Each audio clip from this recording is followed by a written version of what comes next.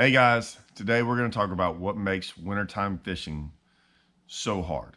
This is what I've seen on Sam Rayburn. I'm going to dive in a little bit on what I see from Sam Rayburn over the past couple years. Obviously, what I always thought about Rayburn in the wintertime is wintertime fishing was sometimes really good, sometimes really bad. I thought it was all weather related. And I'll tell you the misconceptions I had about it. I'll tell you what I always thought about it, and now what I think about it now, and why that is. And I'll be honest with you, it's all because of live scope. I'm not talking about live scope, about catching a fish off live scope. Like I said, live scope to me, when I talk about it, sometimes has nothing to do with catching a fish off live scope. I'm just being able to see what's going on, right? So before we ever had side imaging or down imaging, I had a certain way of thinking about fishing. When that stuff came around, it changed my way of thinking.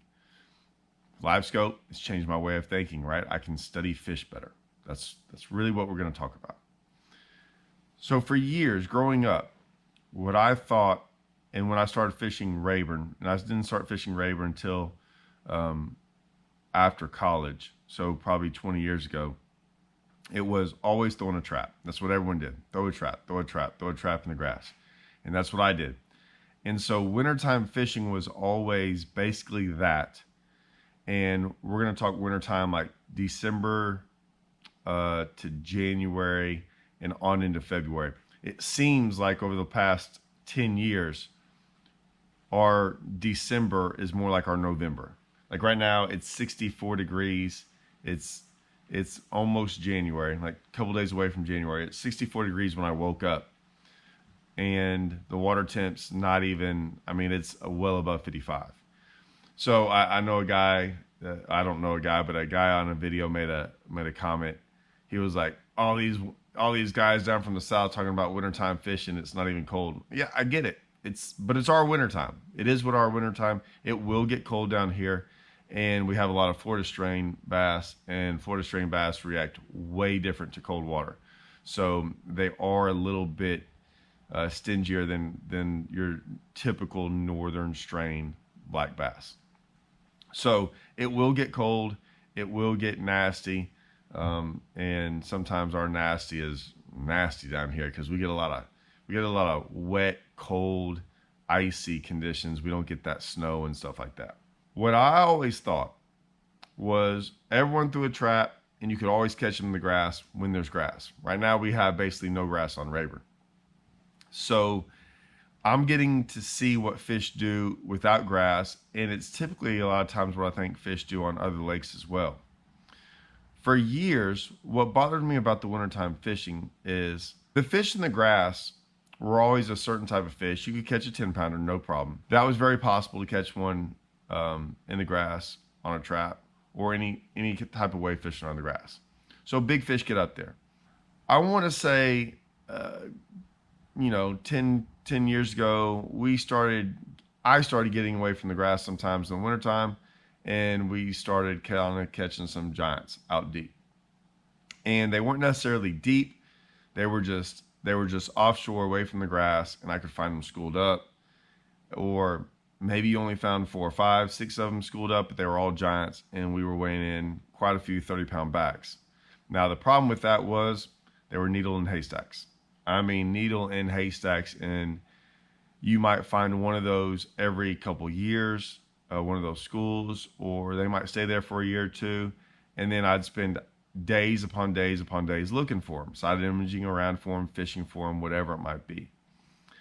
Then I noticed something when I side imaged all those years.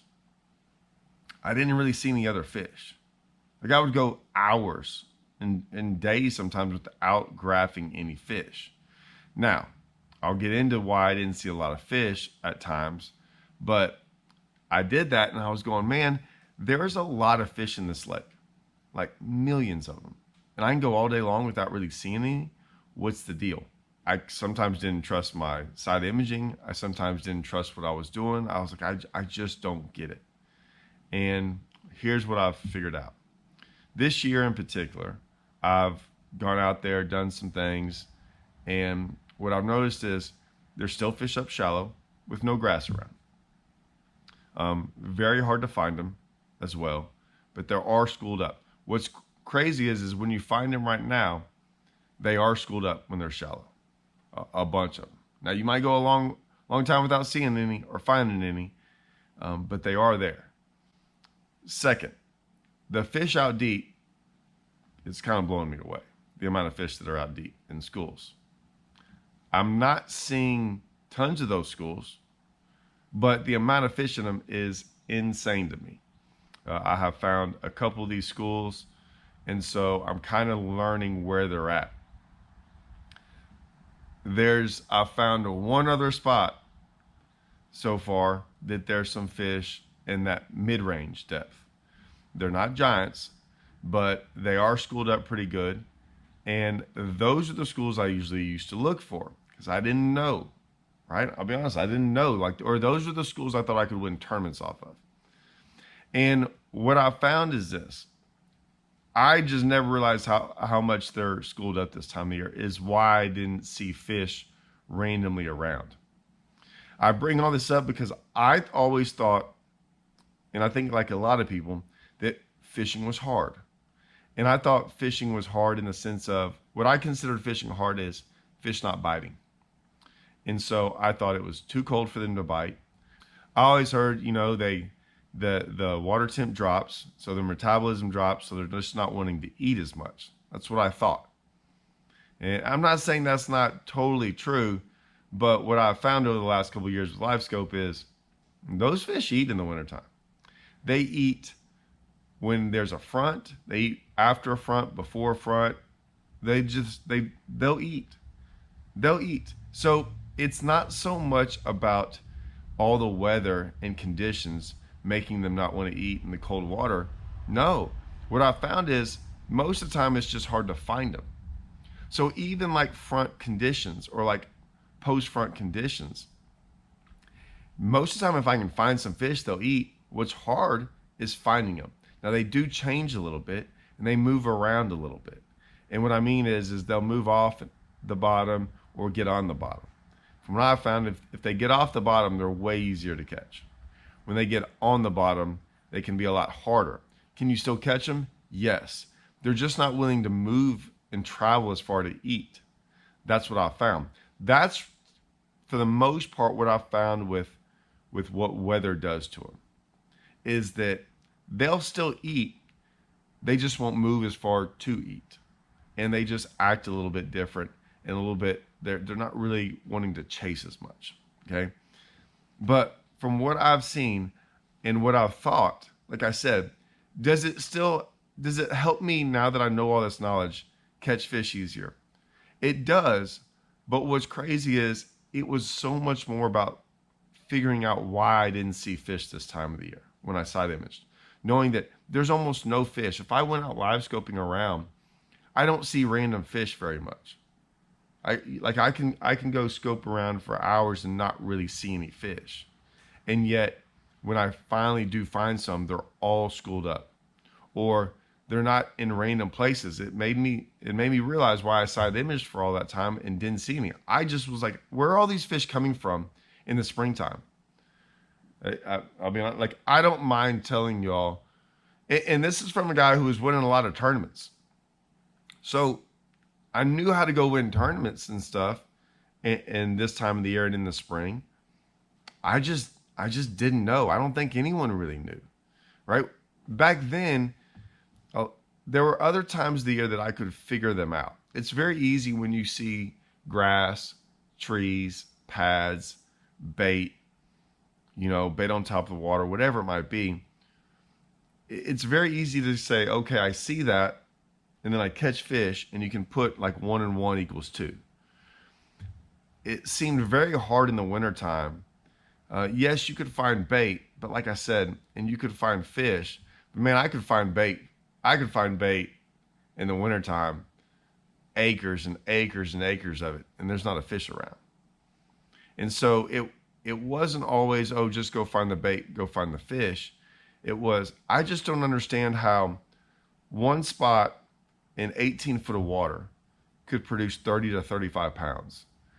And then I could go search for 3 weeks for a spot like that and never see a fish.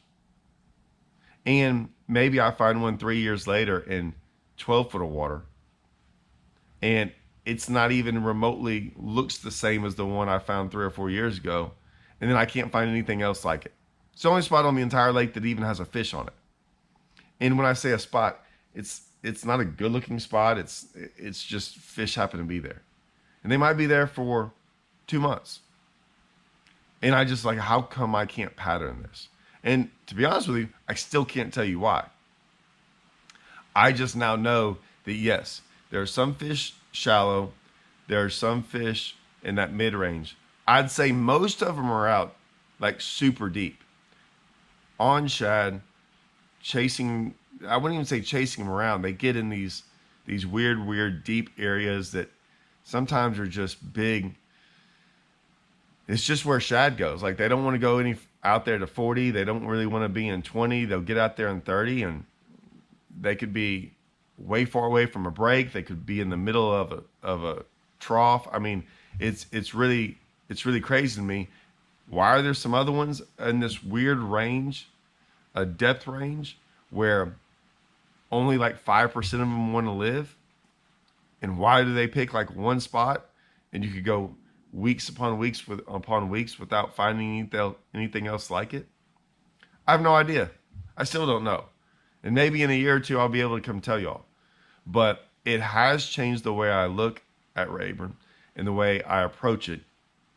And I now like don't look at days as weather days, as like, oh, they might not bite today. No, they're going to bite. You just kind of have to fish for them different. I know the other day we were out there, and me and my buddy Rick went out there messing around. He was in town. He was trying to get his boat wrapped. So me and him went out there, and we happened on this school of fish. And they were on bait, and they were all suspended in big groups of 8 to 10, and they were moving around. And when we'd get on some of these groups of fish, first cast we'd catch them. We'd double up. I went back there later on in a tournament.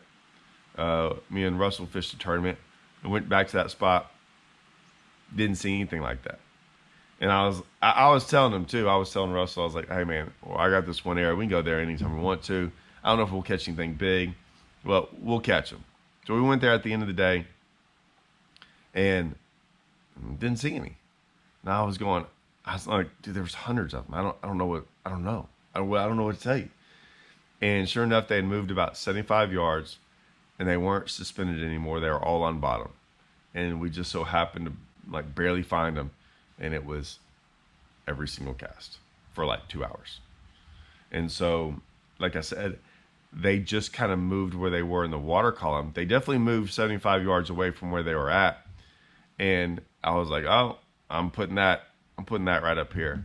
I'm probably going to do a fish tips on that and really dive deep into that. And, a lot of my fish tip videos now that I've done 2 of them.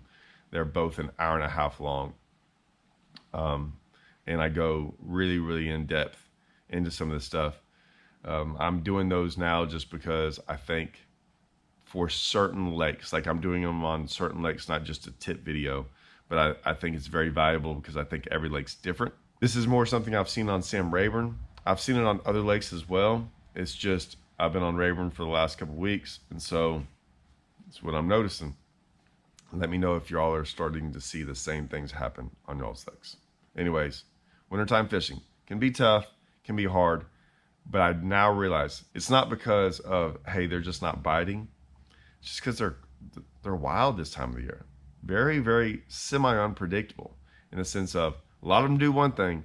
I mean, there sure are a lot of ones that do something else. And sometimes those bigger ones are the ones doing something else. And it's great when you find them, but man, they are hard to find. All right. I hope this helps, guys. See y'all.